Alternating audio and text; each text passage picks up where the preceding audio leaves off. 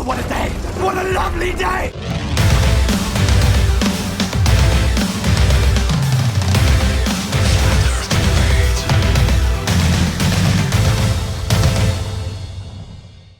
Welcome to Flat Earth Debate Live.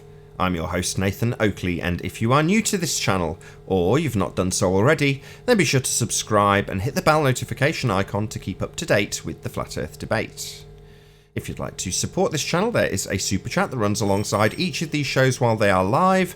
There's also a PayPal, Patreon and crypto link in the info box below the video. If you'd like to join the community debate, then go to nathanoakley.com and check out the Flat Earth Debate Forum, which you should definitely all join.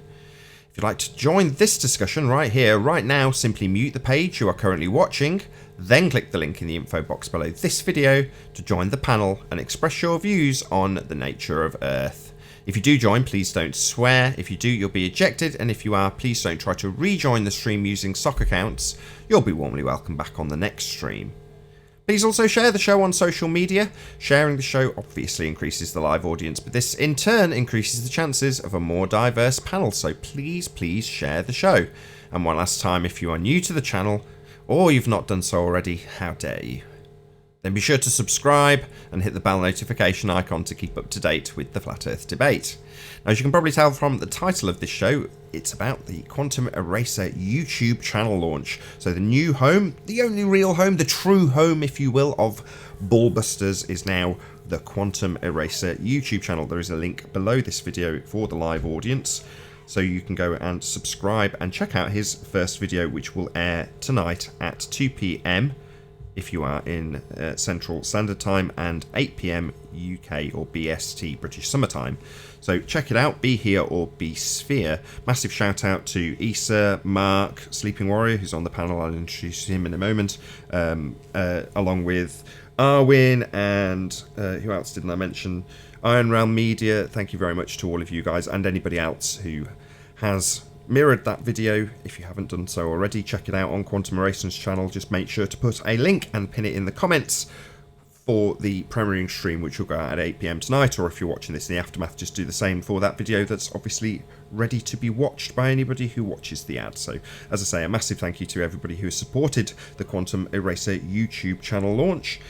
Really do appreciate it. With that, I'm going to say a hello, first and foremost, to everybody in the Google Plus Hangouts bit. How you doing? We've got the one, Sleeping Warrior, Paul, Flatsoid, Arwin, and 10th Man. Very good to have you all. Hello. Good afternoon. Good afternoon. Hello. Back from vacation. Welcome back. Hi, guys. Been jumping out of any planes, the one? Not recently. Fair No money. Sure, you've missed out on the outrage that would have had you spitting feathers if you'd have heard it. It was a continuation of a conversation you joined in on about, what, 10 days ago now? Yeah, something like that. It's not stopped, I'm afraid, the one. There we go. I've Such is been life. listening all along. Oh, have you? Oh, God, I'm sorry. I'm so sorry. I never miss it. Well, that's good to hear. Thank you for your support.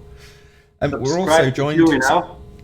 We're also joined by a few people on Discord. So hello to Earth-Shaped Investigator, FE Batman, and Redman. Is it good to have you all?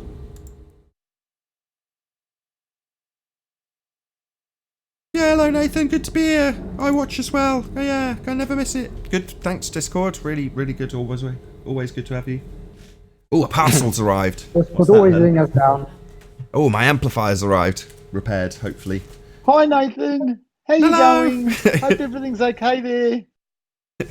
I'm very excited. It's a good day. I've just had a parcel with a very large piece of equipment inside. Hopefully a mended amplifier. Boring. Let's move on. Who wants to do housekeeping? Any signs of Earth curvature? No measurable Earth curvature anywhere. If there was, I would be on their side of the fence. Yeah, nothing here. Globeheads should get their eyes checked. Any scientific evidence of gravity? Scientific evidence of what? No. Is that the non-force causing bending of space-time mass? No, It's, they don't have a cause. They just keep talking around it. They don't Seems have to an be the effect more we or talk about it, the more real it becomes. It's just, I was listening today to Anthony and the rumpus in the bus going back to my home, to the town that I live in. And based on what the rumpus says gravity is, it's something like mass bending time to create a concept of a force that causes cause. That's according to the rumpus. Time is a concept. Yeah, it can't cause anything. Anyone that thinks time's an independent variable in a scientific experiment's got a big problem. Come on, rumpus has superpowers. We discussed it just before the show went live, but any evidence of axial rotation of the Earth-based variety, Coriolis or otherwise? No, actually. 9. Nope. Nope. Nope, nope, nope. I will make a quick comment. I've been playing a video on my screen. I dropped it in the Google Hangout chat, but it actually does a good job talking about different frames of reference. The videos from the 1960s. He does get into the pendulum issue, but I think there's a problem even if you use what they're talking about. There's a problem with it. But I was gonna tell you, Anthony, this he's using a table that has very little friction on it. If you can see the pic or the shot I'm showing. Can you make it full screen? Can you make it full screen, please, Paul? Yeah. Hang on a second. I won't play it because I don't know if there's any copyright with it or not. It's back from the 60s. I doubt it, so they may not be able to hit you. But of course, Lily's deciding to talk in the background. But this table has very little friction on it, but it's still in contact with this puck with this ball on it is in contact with it, and he actually pushes the table, or the whole, him and that other guy are spinning, and he pushes that puck with that on it, and literally you can watch it come back to that same guy. But there's friction still, even though it's very minimal on the table and also the air, but you can still see this Coriolis effect occurring. Kind of interesting. So if you guys are interested, that's cool. So he gets round to the opposing view, the opposing place, in the time it takes for the ball to get to the opposing side. Right. He times it perfectly, so he could just barely push it, and literally it looks like it makes a loop and comes back to him. That's But excellent. yeah, and then he actually shows it, and he shows a different reference frame, and it shows that the puck is actually taking a straight line. It's really good. This video is really good. So are you actually going to show it, or? Just in case there's a copyright issue, I don't want it to get hit with it. Are you serious? It's for educational uses, though. I'm sure Nathan. And it's ancient. Well, what do you want to do, Nathan? You mean go ahead and show it, or what? Just don't play any more than like 5 seconds of it. I'm sorry, Lily was talking over that. What? Play it, but just don't play any more than, say, 5 seconds approximately, there or thereabouts. So you said about 5 seconds. You said. Yeah, Yes. just play 5 seconds. Okay, let me find the shot where it really works, where it shows it here. I love that he spins around and gets 180 degrees in the time it takes for the thing to get there. We'll call it a ball. I know it's not a ball, but we'll call it a ball. No possible way this is going to get a copyright strike. No, No, way. I agree. Well, that's what I thought. So he's pushing it. Well, of course, to watch it, it's making a loop that's and coming well back to him. That looks weird. My internet's sucking right now, so sorry. It's streaming. No, that's no bad thing. It's you get breaking the it idea. up. You're And the modifying irony it. that Paul sells internet for a living. I love it. Well, I don't sell. I can't get my own internet. That's the crazy thing. I can't get my own internet here, so it's funny. But He's an internet dealer. He doesn't use his own product. Well, I do want to cool. give a shout out. I want to give a rare shout out to a ball earther. His name's MC Toon, and he had a conversation with Joey Sylvie, or Sylvie, I think you pronounce it. And Joey lost his temper, and he ended up getting kicked. But it was because Joey was bringing up a legitimate counter Sorry that to was just interrupt, being ignored. Anthony, can you just back off your mic just a little bit, please? Is that any better? Miles better, yes, thank you. So MC Toon had a hangout with Joey Sylvie, and they were talking about whether or not the Earth's turning. What MC Toon decided to do was cite the Michelson Morley, the Michelson Gale, the Aries failure. He decided to cite them as ball Earth proofs. Now he claims that the flat earthers have misrepresented the conclusions of these experiments. and he gives his reasons for why. He then claims that these prove that the Earth is turning by inference. Joey responded by saying, you can't prove that the Earth's turning unless you prove that the Earth is turning. What these experiments are demonstrating, or these measurements are demonstrating, is that something's turning, but you're not showing what's turning. And MC Toon wouldn't listen to him and started getting irate and annoyed.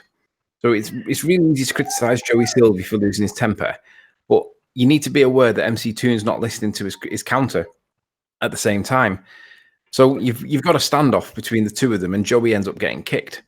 But Joey's point is legitimate. If the Earth is turning, the thing that the standard of proof that's required is to prove that the rim of the Earth is turning, the rim velocity, the tangential speed. If you can't prove that the rim velocity is turning, then you can't prove that Earth is turning. And MC Toon wouldn't realize that that is a legitimate, valid counter to his claims that the experiments cited were being misrepresented by the flat earthers. Because at the end of the day, Earth turning is the standard, not measuring interference of light patterns through an interferometer, where it becomes really ambiguous and it can be argued both ways, which is what he was doing. And it can be argued both ways. But by virtue of it being argued both ways means that it's failing to prove the point that it's supposed to be proving. Otherwise, there wouldn't be the argument. And obviously, that's why you've got to prove that the tangential speed, the rim velocity, the Earth turning is the standard that we're expecting. You need to prove that. And of course, if that evidence even existed, we would all be aware of it. It doesn't exist, or certainly not, at least not in the public domain anyway. So what they should be showing is interferometers showing different at different latitudes, the different tangential speeds in accordance with the size of the Earth that they were told we live on. But that's not what's being demonstrated. They're still using starlight and claiming interference patterns prove Earth's turn. And it's like, no, that's not what the standard is. The standard is to prove that the Earth is actually turning. So Joey got kicked wrongly, in my opinion. Joey's counter was legit.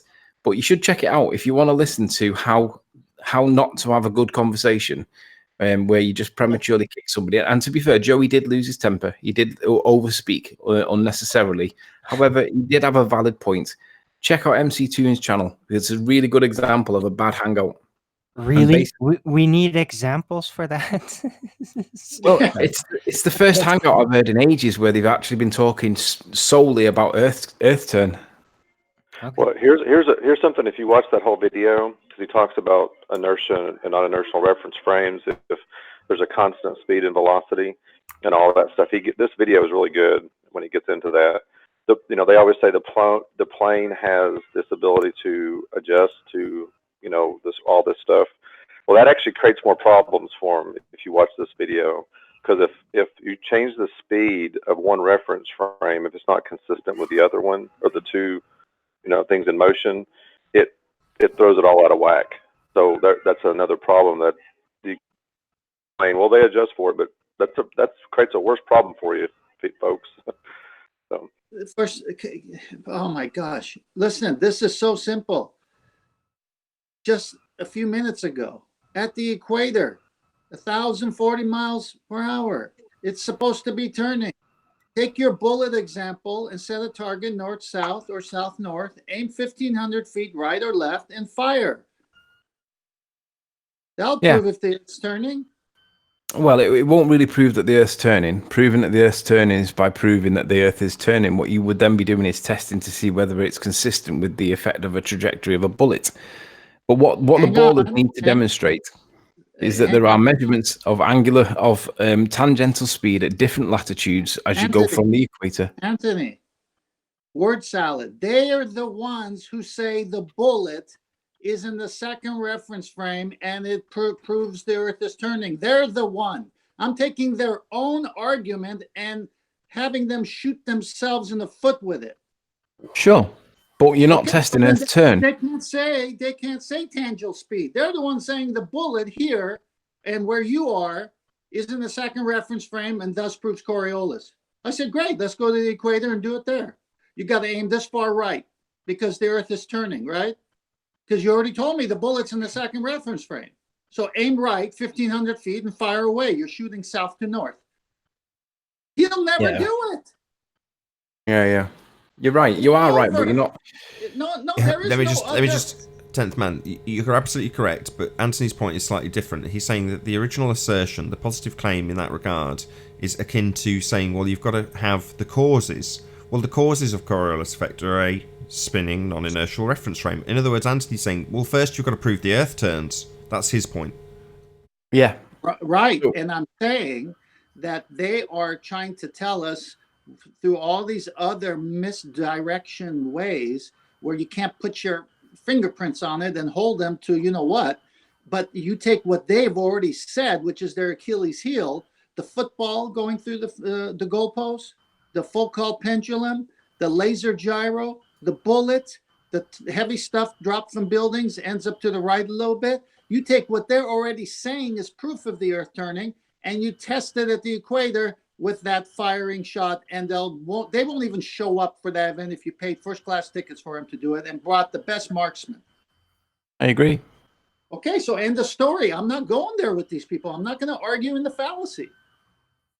Well, you are arguing in the fallacy by going to the equator doing it. What I'm saying is prove I'm it. telling them, you're saying, Sorry. you're telling me that you've got to account for that when you shoot a bullet.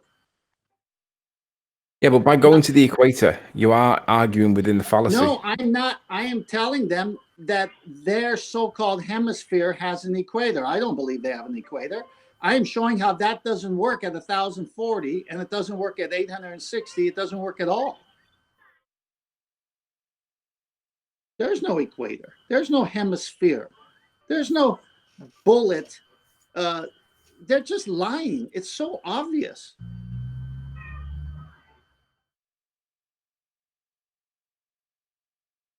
Actually, the video. Oh, go on. This section of the video. Oh, so this section of the video talks about what 10th Man's talking about, because the skid that the camera's on is moving, but it's accelerating, and as it accelerates, the ball moves kind of back. It looks like it's moving back towards the back of the skid, and it's because of the speed is changing. It gets into this video is really good. It talks about everything we're talking about. I'm going to post it somewhere that I can stick it in the chat. I think I put it in the chat already, but I can do it either. Well, maybe I didn't. I'll drop it into Master B. Perfect. I'll drop it in there. So it's called Frames of Reference 1960 in brackets. The video producer, I don't think it's him who's actually the videographer for this video, is Trev M. And hopefully before the end of the live stream, I'll get a copy of that link for people to check it out. Is this a brief interlude? Because I'm going to do another plug for the Quantum Eraser YouTube channel, which I'm going to take it as being a little lull in the conversation. So I'm going to play the ad. Why not?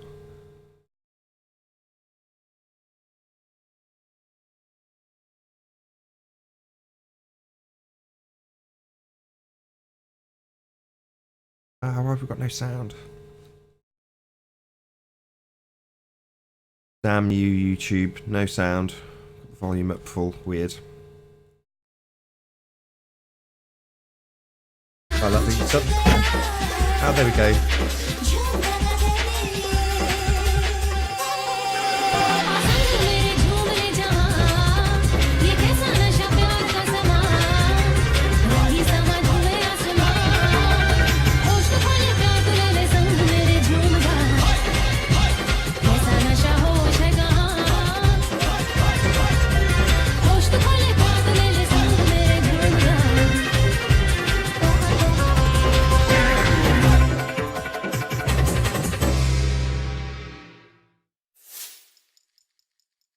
Yeah, I've just stuck a link in the chat for the live feed, so go and subscribe today to the Quantum Eraser YouTube channel. His first broadcast will be at 8 PM this evening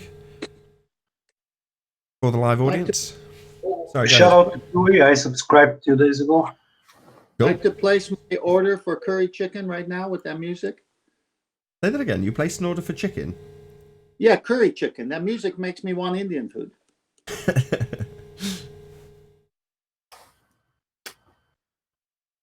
An excellent advert. Whoever produced it's a genius. Did you produce that advert, Nathan? I did, yeah. I'm just messing around. It's Yeah, I was wondering who that is. It's had mixed reviews. Let's put it that way. Shall I throw him under the? No, I won't throw anybody under the bus. It's not very fair. Have you all checked out my latest upload about the rumpus? I have. It was very good. If you haven't seen it, check it out. It's only about 40 seconds long. Listening to the rumpus. Anthony, just to let you know, the music was great, actually. Liked it very much. Yeah, I enjoyed the music. But that's not the video I'm referring to. I'm referring to the 40-second one that was uploaded about maybe an hour or two ago. When Rumpus talks about gravity and science and the meaning of the word "and," everybody hears the words that spew out of his mouth. But for me, I don't hear what everybody else hears. I hear something completely different. And if you want to know what I hear when I hear Rumpus talking of these things that he professes to be like an expert on, you'll have to go and check the video. But don't be eating any food when you watch it. Anthony, I thought the video was referencing gas pressure at first. Yeah, gas pressure without a container, right? Is my microphone working? Okay, 1 2 1 2. Yes, it is. Good to have you, Spurs. Just give me a couple of seconds, though, if you don't mind.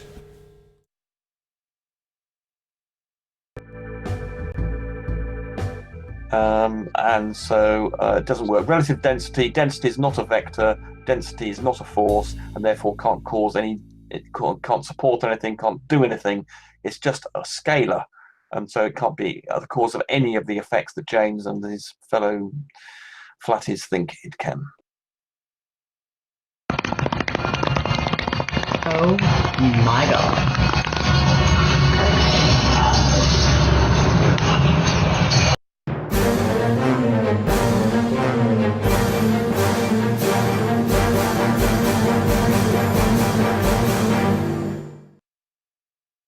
Very good. You do realise that wasn't being presented, right? That was being presented. No? Oh, Yeah, did it go out to the live audience? Yeah. I don't know what I'm doing. Sorry, it just didn't come through in the Hangout, that's all. Oh, didn't it? No, it did. not in the I Hangout. heard it. I think it did. Well, we heard it, but we didn't see it. That's okay. As long as it went out to the audience, that's fine. Oh, yeah, they're seeing it's very low priority for me to share it with you six. No offence. Yeah, that's okay.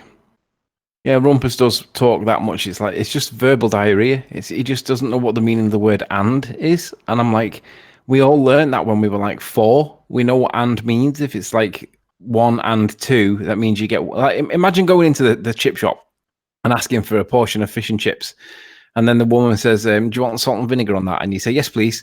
And you come back and you've just got vinegar. And you say, "I asked for salt and vinegar." "Yeah, I've given you vinegar." "Yeah, but I asked for salt and vinegar." "Yeah, I know, but I've just given you vinegar." "Yeah, but salt and vinegar." "Yeah, but I use "or" instead, so I've just given you vinegar." I mean, that's what literally his position has been recently. Because it's almost perfect. I'm just going to refine that example, and I hope you will take on my refinement. So you go into the fish and chip shop, and you ask for fish and chips, and she says, "That'll be £5, please." I'm in 1980s pricing here. Anyway, she takes your £5, bearing in mind that chips cost £1 and fish costs £4, and she gives you no change from your £5 note. You get home, open up your fish and chips, and find there's only chips.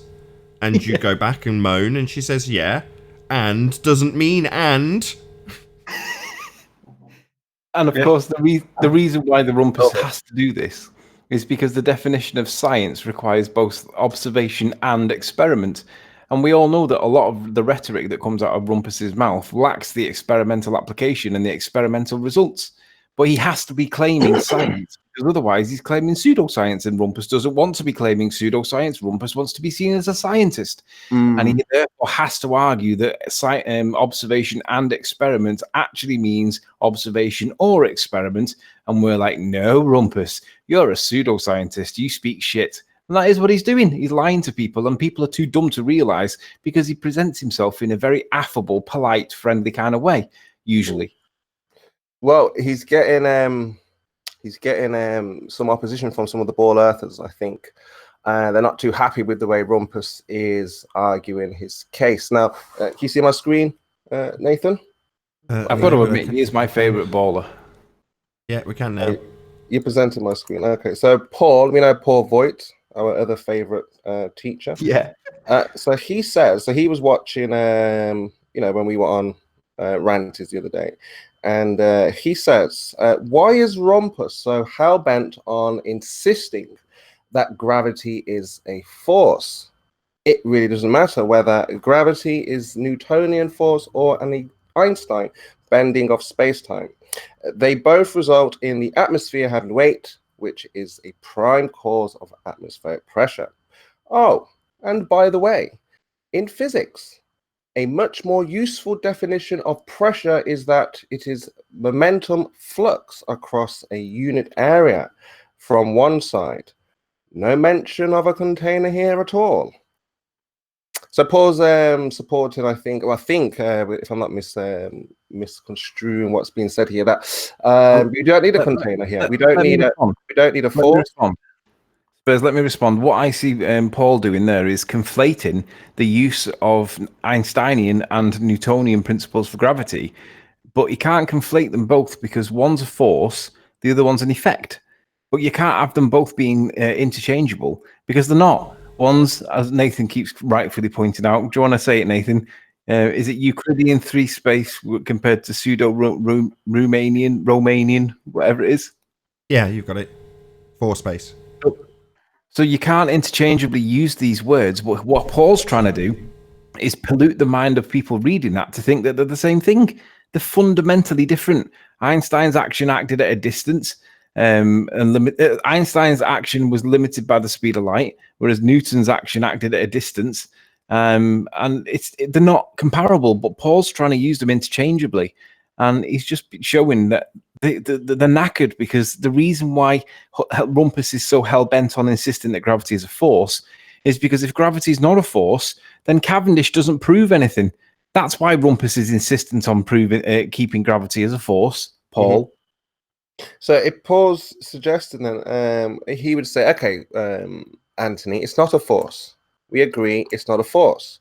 Where hold on, where does Paul go from there then?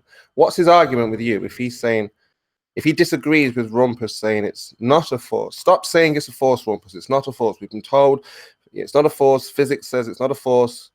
Where does Paul go from there? Well, then where I go from there is, well, what does the Cavendish experiment do for this argument then? And then the only answer is it doesn't do anything. It means that Cavendish must have been demonstrating some other external force that he wasn't able to control. And it actually should be called the Cavendish failure because he failed to control the variables that were influencing the perception that mass attracts mass. Well, Einstein says mass doesn't attract mass. So then Cavendish doesn't prove anything. Yeah, I think he's doubling that. He's saying that they both result. So the result. They don't. They both result in the atmosphere having weight. They don't, because for it to have weight is a force. Only Newton's gravity has a force and gives the atmosphere weight. Einstein's doesn't give the atmosphere weight. Paul's wrong. Interesting. I thought you'd find this interesting. That's why I brought it forward. Actually, but I also like this part here. If you want to just go over this no mention of a container at all. What does Paul mean by this? Are you asking me? Yeah. You'd have to ask Paul. What was the question, Spurs? So what do you think Paul means by this here? In physics, a much more useful definition of pressure, so he's trying to help you with this understanding here, is that momentum flux across a unit area from one side. I'm not sure if that's complete, but... Yeah, unit area. Yeah, surface to press upon. Yeah, but momentum flux is the word. Where's that phrase come from? Can I have a citation for that phrase? Unit area. Where'd you get a unit area from in your sky? What's the unit area the pressure in our atmosphere is pressing on, given that Paul Voigt believes the sky is a vacuum? So explain to me where the unit area measurement comes from in the sky. Fucktard. Before you do that, Paul Voigt, let's see what evidence you've got for the molten iron core, because that's been outstanding for 18 years. You bastard, I was going to do it. Yeah, I was going to lead it by saying, any evidence of a molten iron core at the centre of a presupposed spherical Earth, Paul Voigt? Nope. Yeah, we were talking about this the other day and how housekeeping is generated organically in debates from people that have made silly statements. And obviously the molten iron core one has come from Paul Voigt. So on the one hand, he's criticizing Rumpus for it doesn't matter. It doesn't matter whether or not gravity is a force. Well, it does, because you're the thing against you is the molten iron core. In the same way that gas pressure is against conspiracy cats, which he made his mistake the other day. And yeah, sure, we all make mistakes. I'm sure he'll get around to presenting an apology or whatever. But the point is, housekeeping's come from these morons making all these claims, and that's the thing against Paul Voigt. So what's really happening is ballers can't even give a consistent definition for gravity. They can't prove tangential speed. Paul Voigt's one of the protagonists. He's got that pinned against him. He can't join the Hangouts ever again. I'm amazed that Rumpus has got the bold face and the cheek to join, because he's got numerous things against him, Isle of Man related topics aside. He comes on brashly and presents his face anyway. George Netanyahu can't demonstrate Coriolis. He doesn't even know how to explain it. What are the other fallacies that these morons have got? There's quite a few of them knocking around, but the housekeeping points have been brought up on the back of and then directly as a result of. Right. I mean, you contribute the R value to any of them. You know, every single claim to be sphere Earth proof starts with the presupposition of that R value with every single instance. So you could attribute R value to all of them. I like to pin it to Red's rhetoric, even though he's never even been on. And that's the reason why. That's the immediate response he'd get if he came on this show ever, which he won't, because that would be the first question he got asked. Any evidence of the R value used in every single one of your mathematical equations you use to so-called prove the sphere? Because it's a presupposition. I remember my first ever Hangout that I ever joined, and it's really difficult to get into a Hangout the first time you get it because you don't understand how the infrastructure works. I know it's just clicking a link, but it's not that easy. But back in the day when I joined, and my first ever Hangout was with Red's Rhetoric, right? And I went in there as a newbie flat earther. I'd learned some of the basic arguments, and I'd gone in there with Red's Rhetoric. And it was like standing in a grave and looking up at the undertakers that have just dug the grave for you. And I'm looking up and there's all these people peeping down and they're like, who the fuck's this? And I'm looking up, seeing all these people that are like silent because they don't know who I am. And I've gone in there and basically I've had the conversation with them and whatever. And basically Red's made some mistakes in that Hangout, particularly to do with like pressurization cycles, to do with the fuselage of a plane and that being the limiting factor for how long the lifespan of the plane is. And that was just one thing. Metal fatigue as a function of heat cycles. Metal gets fragile over time and eventually it'll crack, even if it's operating within its normal operating temperature because of atomic structural changes in the metal itself. So Red's made a few mistakes in that particular Hangout, and he doesn't present it on his channel. And I've asked him to release it so I can like basically bask in the glory, because there were some moments that I got battered, but there were some moments that he got battered as well. And he won't release it. And looking back in hindsight now, it's like, I wonder why he won't release that. Shout out to Red's Rhetoric. He has a habit of pulling down videos when he's made to look really stupid.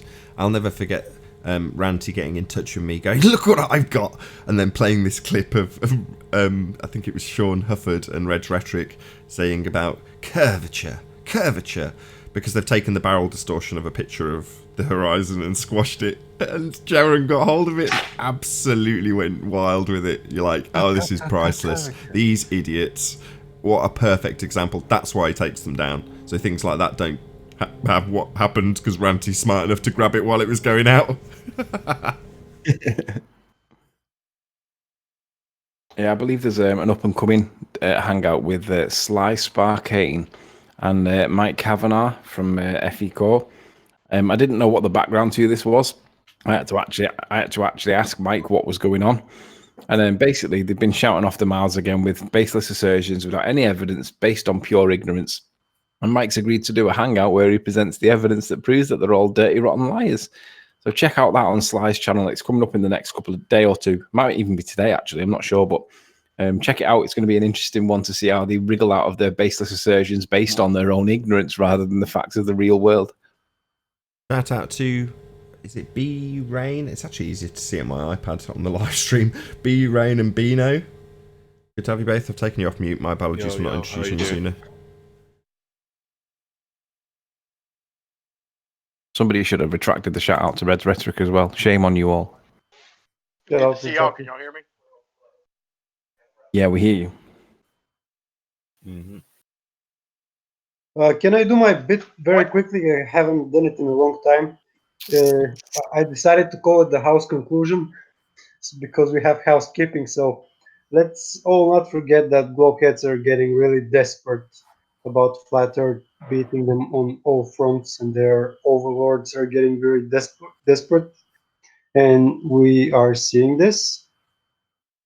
So we keep our eye on you, Globies. Right. Well, we can be expecting more severe psychological warfare. So if you got nothing, that's the only way to go. Shout out to Unicorn Laser Eyes, who says, thanks for the most triggering show title ever. Shout out to Quantum Eraser. Indeed!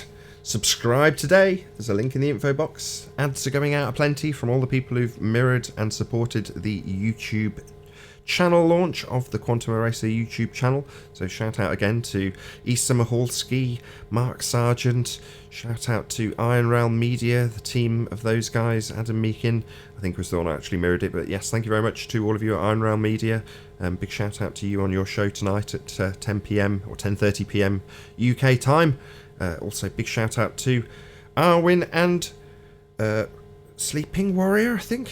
Yeah, Sleeping Warrior got one out as well. So there's quite a few people. Hopefully a few others are scheduled to actually come out at the time that the first broadcast goes out on Quantum Eraser channel. So that's set to go out at 8 PM UK time, 2 PM Central on the Quantum Eraser YouTube channel. So subscribe today. As I say, there are quite a few ads out there to point you in the right direction. So thank you very much to all who supported the launch, and thank you very much to all of you in the live chat right now who've just immediately gone and subscribed. I've been keeping an eye on the numbers, and there's obviously people from this feed going and subscribing. So my love goes out to you. Thank you very much indeed for the support. You know, you should wake up John and say, John, I've been doing all this advertising for you, and you should be here while I'm doing this to help me do this. You should wake him up, give him a Skype call. What time is it by him now? I'm not sure where he's at. Is he on the West Coast or Central Central time? I think he's in Central time. I'm pretty sure. It's 8:30, so go ahead, give him a call. Nah, you're alright. I'd rather have a good-mooded John. Good-mooded? I don't know if that's the right words, but I'd rather have John in a good mood. Quantum Eraser being John. Better than Grumpy Eraser. The one, I just want to kind of talk about what you were mentioning. So, I mean, the psychology of flat Earth. What if people don't want to be flat earthers because of what the globe system offers? So it's almost like people are being paid to lie or to be decided. Not literally being paid to lie. I just mean that you get offered in this globalist system, a job, a fantastic job. If you're a flat earther, you're very unlikely to have a fantastic job, right? And the best car, the best house. Excuse me. No, hold on. I'm not saying the ones and twos. Yes, you will have some, but I'm saying overall a system here where you have a whole building of flat earthers in a business. Okay, say you have a tall and Empire State Building, and half of them are flat earthers. The boss is a flat earther. So what I'm saying is that the system offers people the choice. If you're a flat earther, you will lead this lifestyle. If you want, this lifestyle of, Lamborghinis and big houses and to be known and famous, you will live and virtual signal the globular lifestyle. So, you can see that they make it very difficult for anyone to be successful. Like, unless you're Mr. Flat Earther, I'm talking about in the system world. So if you want to run a business, or if you want to work in the sector outside of Flat Earth, they make it very hard for you to discuss Flat Earth as a thing or believe it as a thing, and we've seen that. We've seen a couple of questions. Why would you need to discuss Flat Earth everywhere you go? We've seen engineers. Go ahead, Spurs. Yeah, so we've seen like engineers and surveyors who, for me, clearly know the Earth is flat, but to bring this up at work, the colleagues may disagree. So I think, like I say, it's very difficult. It's kind of, the question is, why would people want if the system offers them, a globular lifestyle? Because it's the truth. If I have to respond to that, I think soon it will be the other way around. I think the numbers will change, and I think that it's millions now all around the world knowing the Earth is flat, and that just keeps on growing and growing. So at one point, Any more? Any more for any more? Right. yeah. Okay, Spurs. Number one, life is what you make it. Yeah. Number two, a realization of the obvious and observable nature of our reality, i.e., the Earth is obviously and observably flat, has absolutely no bearing whatsoever on my chosen career path or what I make of my life. Number three, who are they? You finished? Yeah. Okay. So again, I'm not talking about the current person who. I'm talking about someone who has studied physics, science. They've studied a particular field, and now they realize the Earth is flat. So now the question is, would they give all that up? You know, any young person now can obviously be aware of the flat Earth and continue in their career. But I'm talking about those who have already studied, you know, whatever they've studied, their professions. And then now they've realized, okay, the Earth is flat. Can I discuss this at work? I see you're kind of asking a political question. Hold on, Owen. Hold on. Are you kind of asking a political question in the same way as if, for the sake of argument, you had a doctor that found that a specific treatment that they had been applying happily and recommending turned out to be more damaging than was reported, or something along those lines? Suddenly they're in an ethical dilemma because the system, as you're phrasing it, would want them to continue to promote that treatment. Well, what you're asking is an ethical question in a political frame, because in terms of whether or not a school teacher who's teaching the heliocentric model would break his, I don't know what code he has to adhere to in terms of sticking to the curriculum that's laid out for him to teach, but ultimately speaking, yes, you're then saying, well, would that person continue to teach it? If the phraseology is such that it's essentially him having to lie, well, that's an ethical question again, but you're phrasing it in a political manner. That's why I asked, who are they? You're quite right. That's what I'm saying. So these people, it will be ethical. This is what I'm saying. So this is what they're testing people's ethics, right? And they're saying, are you willing to lie for this globe system?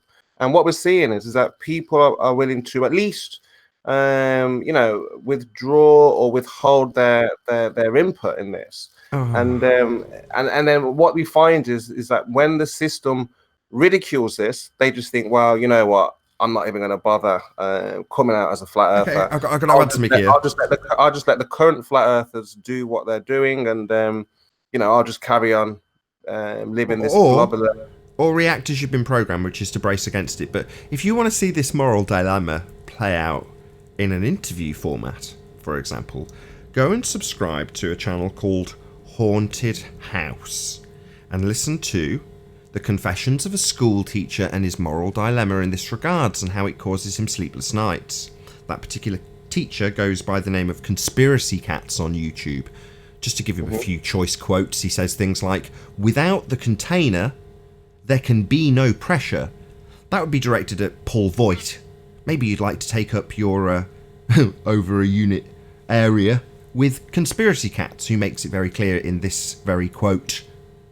Without the container there can be no pressure, end quote. Conspiracy Cats 2019.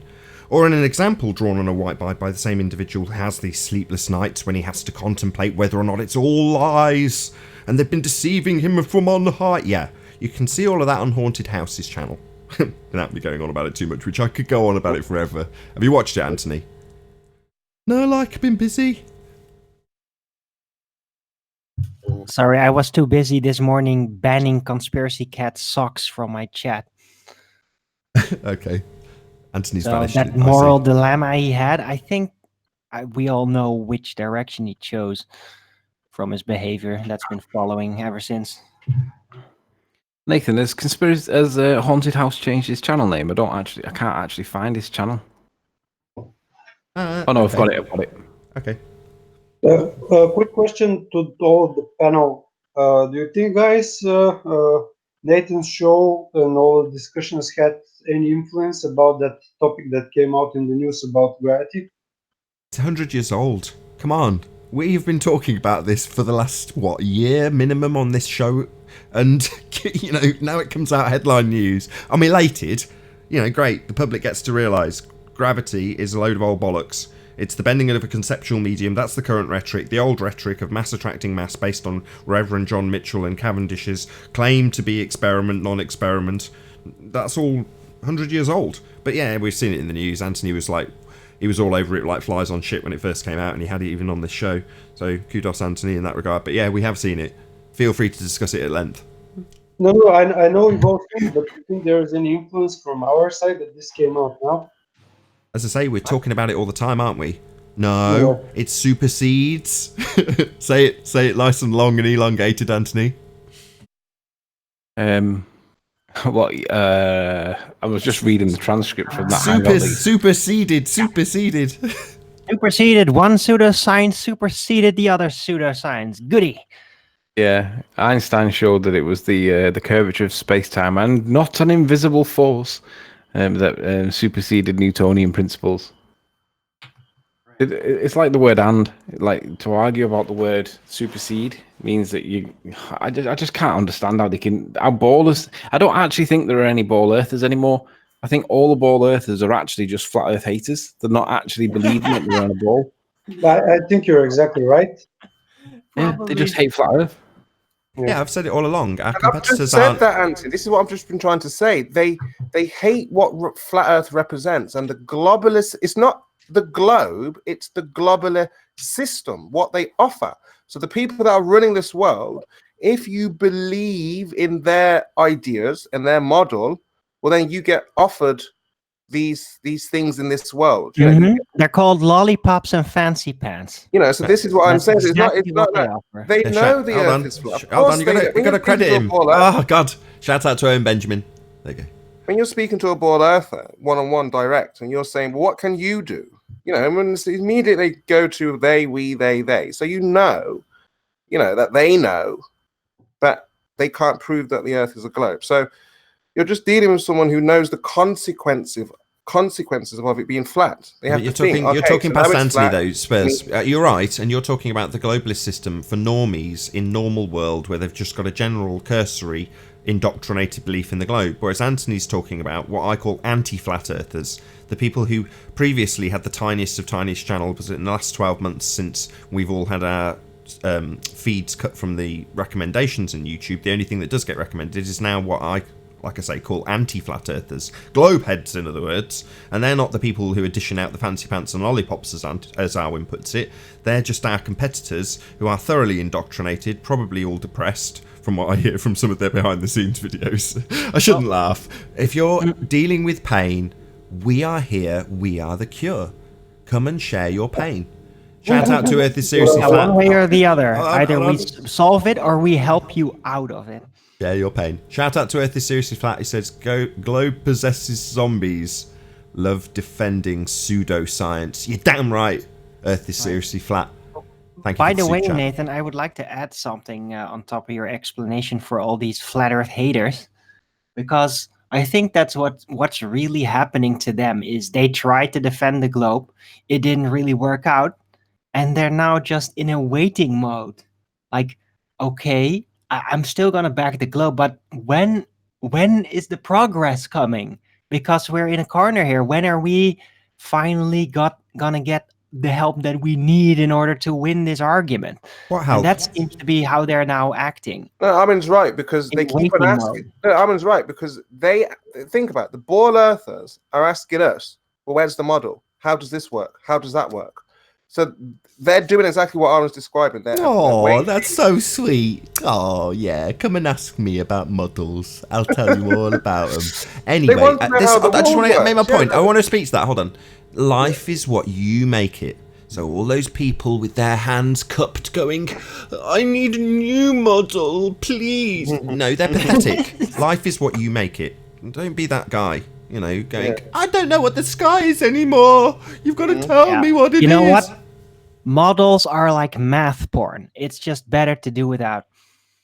Well, and also a model can be debunked. Reality can't. model can be debunked. They don't know where Reality to turn to, you see. It's like, well, if you guys have realized that everyone's lying to us and the scientists have got it all wrong, well, then what is it? Come on, help us. No. Like you're saying.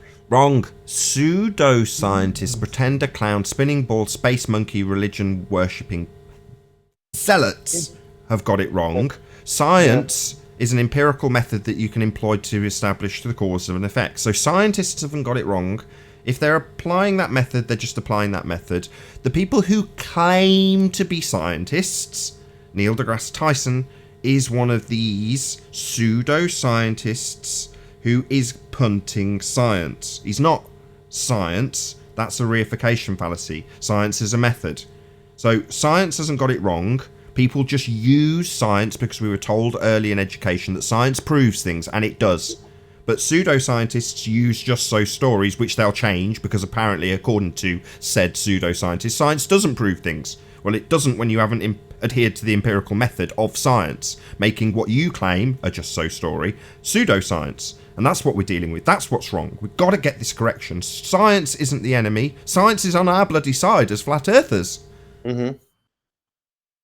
Yeah, that's clear. That's clear. Nathan, it's science abuse. Maybe we should address No, science it's got a abuse term. for a moment. Anthony uses this term all the time. He points it out. It's got a very specific definition. Pseudoscience, a claimed application of the scientific method where none applies. That's what they are, pseudoscientists. And what are you going to do if you're not a lawyer but you want to go out to the law courts and practice law for a high cost? Well, you're going to call yourself a lawyer, even though you're not. Well, they call themselves science, and they're not. Hold on, Nathan. Look, a pseudoscience isn't necessarily bad. He could simply be reaching beyond his capabilities Maybe and not. just trying to figure something out. Maybe But it not. is when it is on purpose that they abuse the science mark to knowingly peddle pseudoscience, that is when it becomes science abuse. It's not just speculation anymore. It's actually falsifying science. But the definition of that is pseudoscience. That is the definition of pseudoscience. I'm sure Anthony will back me up if he could get a word in. But as you say, the people who are punting our world with a non-force force that gives rise to a force that's not actually a force because it bends a conceptual medium known as pseudo-Ramonian force space. That's the geometry of Einsteinian world reification with balls in bending fabrics. That's what they're telling us is our world. Yeah, they make it clear it's a model. Shout out to Earth is seriously flat. Blaming gravity for everything, angry globe possessors. Indeed, gravity 12 months ago was the answer for everything, right? Everything you came up with was always gravity's the answer. Now we're like, ha ha ha, not a force. But yeah, that's a lie, an overt one. Even though they do say the word model, they're telling you that's where you live. They're telling you you're on a sphere. They're showing you Google Earth and it being a spherical map of your world that you're supposed to be standing atop, with gravity not pulling you to the centre because it's bending a conceptual medium and all this crap that goes along with it. I see that as a bloody outrage, if I'm honest, Darwin, and it is an abuse of science, but that terminology is pseudoscience. Let me present the reason why Rumpus is a fake scientist, and Arwen, you can play devil's advocate and you can say why it's wrong. Nathan, would you present my screen? You're on. All right, so we can... Anybody that... The practice of science is on screen. This is just one of many definitions, but it's the one that Rumpus took issue with the other day. And the science is... I mean, the bit I'm going to focus on is the blue bit. Does Rumpus and co... Are they involved in the intellectual and practical activity encompassing the systematic study of the structure and the behaviour of, and we'll focus on this bit here, the physical and natural world? Well, what's physical and natural about the lights in the sky, for starters? Can we prove that they're physical? Yes, they are. No, I've got to stop here. That's the only bit they can have. So pseudoscience, pretender clown muppet, what's his name? Neil deGrasse Tyson. That's the only thing they can have. They can have the first step, that yes, that's an observed phenomena. Yeah, but is it physical? They can't denote that it is physical, right? But anyway, this is the bit, observation and experiments. This is the bit, this last bit, and experiments, the bit where Rumpus fails in my submission right now to Arwen, because he's not practicing science. He's not doing experiments. He's preaching it, but he's not practicing it with experiments. He's just preaching it based on observations. That's why he talks about gravitational lensing, gravitational this, gravitational that, anything to do with Einsteinian is all observation based. None of it's got any experiments, because they can't satisfy a definition of experiment. And this is where the pseudoscience bit comes in. A collection of beliefs or practices mistakenly being regarded as based on scientific method. Well, we all know your independent variables, your presumed cause, and you have to give it a bit of a wiggle. That's cited everywhere. Yeah, you could probably find one or two that don't expressly mention it, but all the other ones do. So there is a genuine pattern in the cause to be the thing that you manipulate. Well, if you don't manipulate it, it's not science. So on the one hand, he isn't practicing the experiment part to qualify as science, but on the other hand, he is also failing to do or comply with scientific method. That puts him squarely into pseudoscience if the failure to qualify for science in the first place was met, which it isn't. But if it was met, he's clearly in fake science if he's in science at all. But Rumpus isn't even in science. He doesn't satisfy the definition of either. And with that, I'm going to say, well, first and foremost, a shout out to Sean Little G, who says, rockets go up, rockets are real, bam, gravity is real. I think not. But all the same, if you want to see the continuation of this conversation, then you'll need to click in the info box and go to Nathan Oakley channel, which is going to have this conversation continuing later on this evening after the Quantum Eraser launch at 8 PM UK time. So again, check out the Quantum Eraser YouTube channel, subscribe, and I'll hopefully see you in that premiering stream chat at 8 PM this evening. If you are watching on the Nathan Oakley channel, then stay tuned as there will be an after show to follow. A massive, huge, enormous thank you to all of today's live panel for making this debate possible. Also, of course, a massive thank you to all of you in the live stream for tuning in, smashing the super chat, liking, commenting, sharing, and subscribing to the Quantum Eraser YouTube channel in time for today's launch. As I say, stay tuned if you're watching on the Nathan Oakley premiering stream. I've been Nathan Oakley, and I'll see you all in the next video. Oh, what a day! What a lovely day!